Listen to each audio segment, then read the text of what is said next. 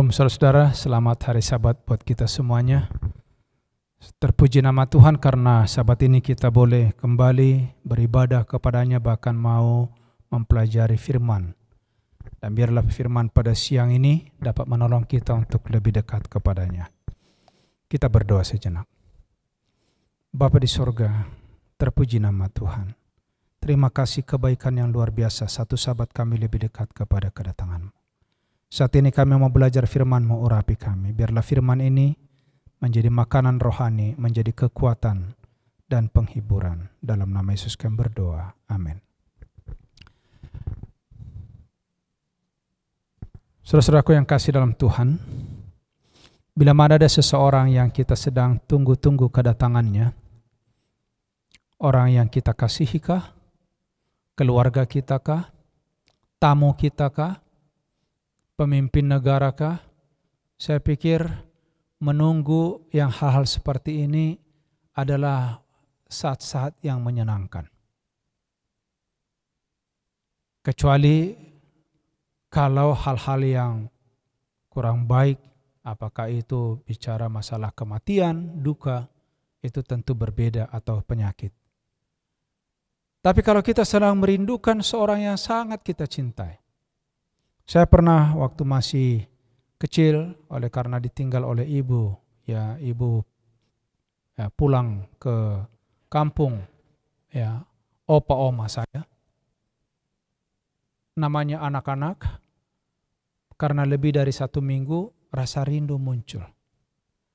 Di situ sudah petang, mau turun matahari, sudah mau tenggelam. Kebetulan waktu itu di depan rumah kami itu ada rumah keluarga juga, lalu kami berada di depan halaman mereka menunggu matahari terbenam.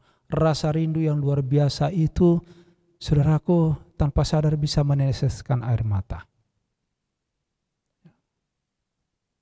Saya melihat pada waktu acara penyambutan semasa Presiden yang lalu Obama mau datang ke Indonesia, begitu banyak persiapan, dan saya lihat dengan tulisan-tulisan di medsos, dengan acara-acara televisi yang menantikan kedatangannya, semuanya begitu antusias, saudara-saudara.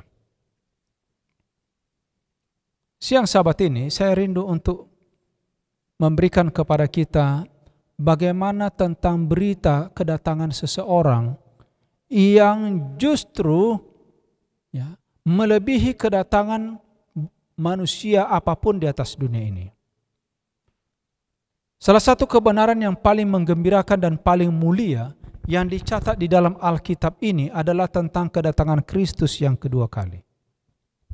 Saudara-saudaraku yang kasih dalam Tuhan, kabar baik yang kita miliki, good news yang kita miliki adalah doktrin mengenai kedatangan Yesus yang kedua kali. Dan itulah inti dari semua Alkitab ini. Kenapa saudara? Karena kedatangan Yesus yang kedua kali menyelesaikan semua persoalan yang pernah terjadi di jagat raya ini. Saudara-saudaraku yang kasih dalam Tuhan, sejak pasangan yang pertama Adam dan Hawa meninggalkan Taman Eden, orang-orang yang beriman, orang-orang saleh menunggu kedatangan yang dijanjikan itu. Mereka sudah rindu supaya bumi ini dirusak kembali, dibersihkan kembali untuk bisa membawa ke Eden yang baru yang telah hilang itu. Henokh selama 3,5 abad berjalan bersama-sama dengan Allah di atas dunia ini. Dalam satu waktu dia diizinkan untuk memandang dari kejauhan bagaimana suasana kedatangan penebus itu. Di dalam Yudas 14 ayat 15 dan 15 dikatakan, sesungguhnya kata Henokh, Tuhan datang dengan beribu-ribu orang kudusnya, hendak menghakimi semua orang. Saudaraku, jauh Henokh sudah menantikan kedatangan Kristus. Ayub, pada saat dia di dalam kesusahannya, dia berseru, tetapi aku tahu penebusku hidup, akhirnya ia akan bangkit dari debu. Tanpa dagingku pun aku melihat Allah, yang aku sendiri akan melihat. Mataku sendiri menyaksikannya dan bukan orang lain. Saudaraku yang kasih dalam Tuhan, ini adalah sebuah pernyataan kerinduan yang luar biasa dari Ayub tentang kedatangan seorang juru selamat. Para penulis Alkitab memusatkan perhatian mereka kepada Kristus pada kedatangannya dengan kata-kata yang bercahaya dengan api surgawi.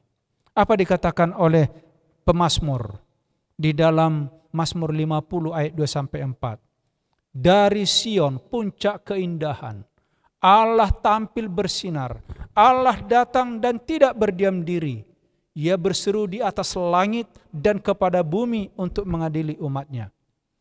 Biarlah langit bersukacita dan bumi bersorak-sorak, sebab ia datang menghakimi bumi ini dengan keadilan, bangsa-bangsa dengan kesetiaannya. Mazmur 96 ayat 11 dan 13. Terus saudara yang kasih dalam Tuhan, Yesaya tidak ketinggalan berkata, ya Tuhan, orang-orang-Mu yang mati akan hidup pula, mayat-mayat mereka akan bangkit pula. Oh, luar biasa. Jauh Yesaya sudah membicarakan, sudah menyampaikan, dikatakan, hai orang-orang yang sudah dikubur di dalam tanah, bangkit dan bersorak-sorailah. Bukankah ini satu hal yang luar biasa yang kita perlu nantikan, saudara? Sekarang ini berapa banyak orang yang terus bersedih dalam duka cita oleh karena kematian. Saudara-saudaraku yang kasih dalam Tuhan, apa yang dikatakan oleh Yesaya, biarlah orang mati yang sudah dikubur itu sekarang bangkit bersorak, sebab embun Tuhan ialah embun terang, bumi akan melahirkan arwahnya kembali. Saudara yang kasih, Ia menyediakan maut untuk seterusnya. Tuhan Allah akan menghapus air mata daripada segala muka. Aib umatnya akan dijauhkan dari seluruh bumi, sebab Tuhan telah mengatakannya. Yesaya pasal 26. Saudara yang kasih dalam Tuhan, ayat 19 dan 25 ayat 89. Apa dikatakan? Pada waktu kedatangan Yesus itu, maka sesungguhnya orang berkata, inilah Allah kita yang kita nanti-nantikan supaya kita diselamatkan. Inilah Tuhan yang kita nanti-nantikan. Mari kita bersorak-sorai, bersukacita oleh karena keselamatan yang diadakannya. Jadi saudara yang kasih dalam Tuhan, harusnya sekarang ini kita memiliki satu kerinduan yang besar menantikan kedatangan Yesus. Habakuk, dia pernah asik dengan sebuah penglihatan. Dia katakan Allah berdiri, maka bumi dibuatnya bergoyang. Ia melihat berkeliling, maka bangsa-bangsa melompat terkejut. Gunung-gunung hancur, merendahkan bukit-bukit yang berabad-abad. Dan dia katakan, melihat engkau gunung-gunung gemetar. Ya. Melihat Allah samudra raya mendengarkan suaranya. Dan engkau berjalan maju untuk menyelamatkan umatmu, menyelamatkan orang yang kau urapi. Habakuk 3 ayat 3-13. Saudara-saudaraku yang kasih dalam Tuhan, penulis-penulis Alkitab di dalam kerinduan yang sangat lama, mereka sudah menyampaikan mengenai kedatangan Yesus yang kedua kali. Saudara yang kasih, pada waktu juru selamat hampir berpisah dengan murid-muridnya, di dalam Yohanes 14 tentu kita pernah baca ayat 1-3. Jangan gelisah hatimu, di rumah Bapakku banyak tempat tinggal, dan aku pergi ke situ menyediakan tempat bagimu. Dan setelah aku menyediakan tempat bagimu, aku akan datang kembali dan membawa kamu ke tempatku. Bukankah ini good news, saudara-saudara? Ini adalah kabar baik. Yesus mau datang kembali. Dia rindu mengangkat saudara dan saya untuk hidup bersama-sama dengan dia di dalam kerajaan surga.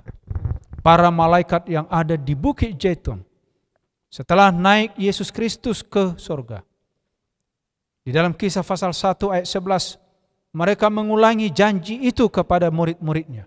Apa dikatakan? Yesus ini yang terangkat ke surga meninggalkan kamu, akan datang kembali dengan cara yang sama seperti kamu lihat dia naik ke surga.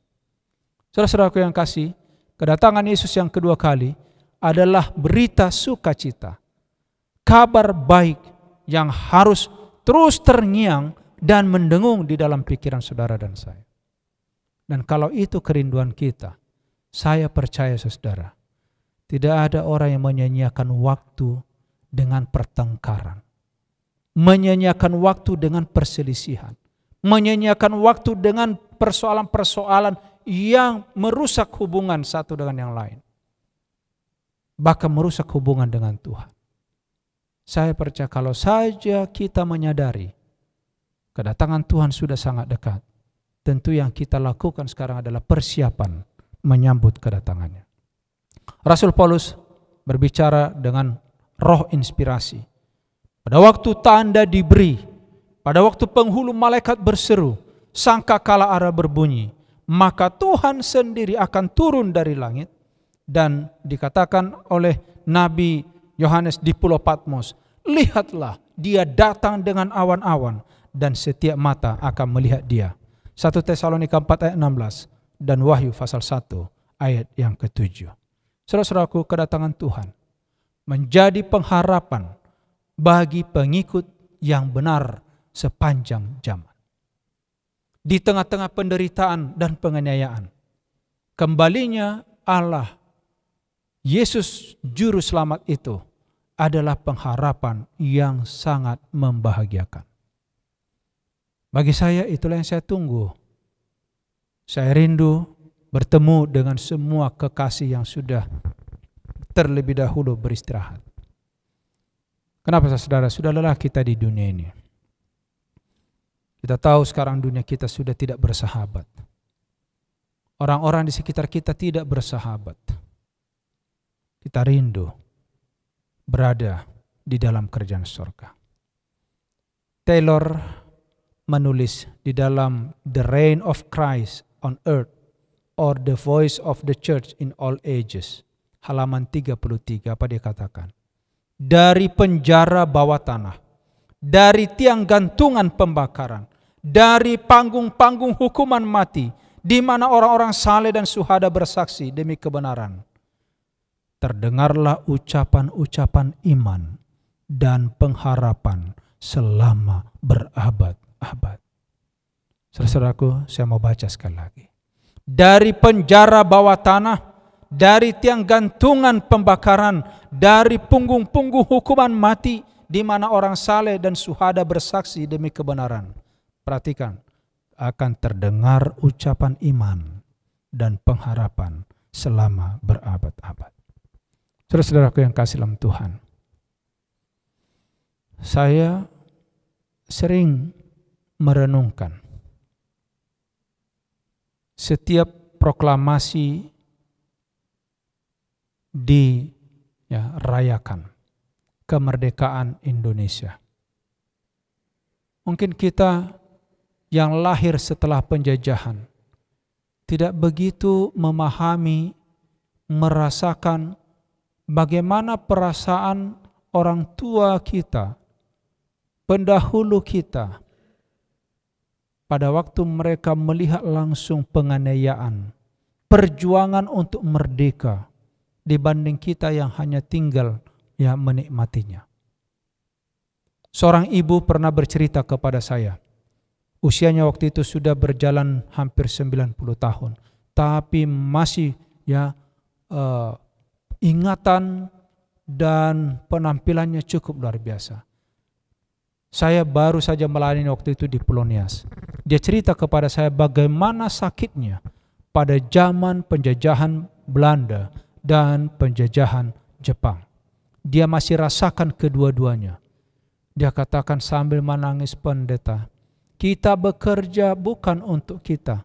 Kita lapar, kita haus, tapi kita melihat mereka memakan hasil daripada pekerjaan kita. Mereka ambil itu ayam-ayam yang kita pelihara. Kita berusaha menyembunyikan hasil-hasil ladang kita, panen kita, tetapi mereka paksa. Bahkan wanita-wanita menjadi korban pelampiasan hawa nafsu yang bejat. Saudaraku yang kasih, waktu dia ceritakan itu, dia bisa bandingkan bagaimana bedanya merdeka dengan tidak merdeka. Saudara-saudaraku, kalau saja kita bisa merasakan di dua posisi, kita sudah pernah teraniaya dan kita hidup kembali, pasti berbeda kita rasakan, saudara. Saya beda merasakannya dengan saya merasakan duka. Sebelum anak saya meninggal, anak kami meninggal, saya berbeda, ya. Semangat saya menyampaikan pekabaran dengan setelah dia meninggal. Kenapa, saudara? Pengalaman itu jauh menjamah hati kita. Orang yang tidak pernah mengalami aniaya, orang yang tidak pernah mengalami kesusahan, memang sulit untuk merasakan pengorbanan. Artinya penganiayaan. Saudara-saudaraku yang kasih dalam Tuhan, dunia yang sudah tua ini tidak jauh dari akhirnya. Luther mengatakan begini di dalam buku yang sama dari yang ditulis oleh Taylor tadi. Aku meyakinkan diriku dengan sungguh-sungguh bahwa hari penghakiman tidak akan absen 3 abad penuh. Allah tidak akan dan tidak dapat menahan dunia ini lebih lama lagi. Hari yang besar semakin dekat di mana kerajaan kebencian akan dihancurkan. Luther merindukan dunia yang baru, merindukan suasana yang baru karena dia sudah lama teraniaya di atas dunia ini. Calvin mengajak orang Kristen, jangan ragu-ragu, saudara-saudara. Bersemangat merindukan hari kedatangan Tuhan yang paling memberikan harapan itu. Kita harus lapar akan Kristus. Kita harus mencari dan memikirkannya. Dan katanya, sampai terbit fajar hari besar itu, bila mana Tuhan kita menyatakan dengan sepenuhnya kemuliaan kerajaannya, tetaplah semangat. Saudara-saudaraku yang kasih, pikiran mengenai kedatangan Tuhan, kata Baxter, adalah yang paling manis dan yang penuh sukacita bagiku. Bahkan dia katakan begini, jikalau kematian adalah musuh terakhir yang akan dibinasakan pada waktu kebangkitan, kita akan tahu betapa sungguh-sungguh umat percaya harusnya merindukan dan berdoa tentang kedatangan Kristus yang kedua kali. Saudara yang kasih dalam Tuhan, adakah kita berdoa tentang kedatangan Yesus? Atau kita hanya sibuk berdoa untuk minta berkat, minta duit, minta pekerjaan, minta kesehatan? Saudara-saudaraku, inilah hari yang semua orang percaya harus rindukan, yaitu tentang kedatangan Yesus yang kedua kali. Segerakanlah ya Tuhan hari yang berbahagia ini, kata Baxter. Begitulah pengharapan gereja pada zaman Rasul, pengharapan gereja di padang belantara, dan pengharapan para pembaru. Ya. Saudara-saudara yang kasih, Kristus telah menyuruh umatnya memperhatikan tanda-tanda kedatangannya dan bergembira sementara memandang tanda-tanda raja yang datang itu. Dan Yesus katakan, apabila semuanya itu terjadi, katanya, bangkitlah, angkatlah mukamu, sebab penyelamatanmu sudah dekat. Saudara yang kasih, sangat disayangkan. Semangat sorga, semangat Yesus Kristus, semangat para pembaharu, semangat para pengikut Yesus di zaman perjanjian lama dan baru, begitu berapi-api untuk kedatangan Yesus. Tetapi dikatakan oleh karena roh kerendahan hati, penyerahan hati di gereja sudah digantikan oleh kesombongan, digantikan oleh formalisme. Sekarang berita tentang kedatangan Yesus itu sudah menjadi dingin.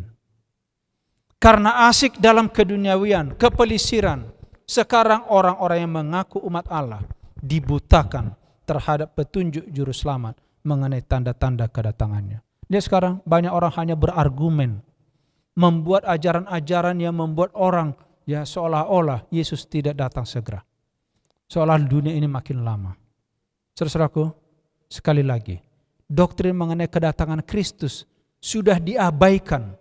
Ayat-ayat Alkitab yang berhubungan itu dikaburkan, bahkan disalah tafsirkan, sampai akhirnya diremehkan dan dilupakan. Saudara-saudaraku yang kasih, Yesus meramalkan kemurtatan terjadi sebelum kedatangannya yang kedua kali. Dan inilah kata Yesus, akan terjadi seperti pada zaman Nuh, kegiatan bisnis duniawi mencari kepelisiran, membeli, menjual, menanam, membangun, kawin, mawin, melupakan Tuhan Allah dengan kehidupan di masa yang akan datang. Dan Allah melihat bahwa banyak orang yang mengaku umatnya tidak membangun diri mereka, iman mereka untuk kekekalan. Kemenangan akhir, halaman 325. Saudara yang kasih, sama seperti waktu kedatangan Yesus yang pertama, pekabaran tentang kedatangan Yesus yang kedua kali. Ingat ini, tidak diserahkan kepada pemimpin-pemimpin agama. Karena mereka gagal memelihara hubungan dengan Allah, menolak terang dari sorga. Sekarang Yesus melihat gerejanya bagaikan pohon ara yang tidak berbuah. Hanya ditutupi oleh daun-daun kesombongan, tetapi tidak menghasilkan buah yang berharga. Ada kesombongan pemeliharaan formalitas agama, sementara roh kerendahan hati yang benar, pertobatan dan iman, yang satu-satunya bisa memberikan pelayanan yang berkenan kepada Allah, sekarang sangat kurang.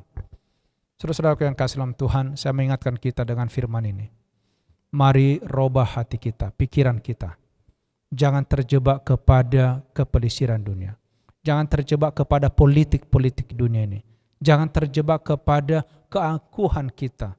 Saudara-saudaraku, sebagai ganti kasih karunia dikatakan, gereja ini sekarang menunjukkan keangkuhan, formalisme, kesombongan, mementingkan diri. Dan gereja yang murtad menutup mata terhadap tanda-tanda zaman. Saudara-saudara, apa yang Tuhan katakan dalam kemenangan akhir halaman 330? Allah tidak melupakan mereka atau menahan kasih setianya, tetapi mereka yang meninggalkan Dia dan memisahkan diri dari kasih-Nya.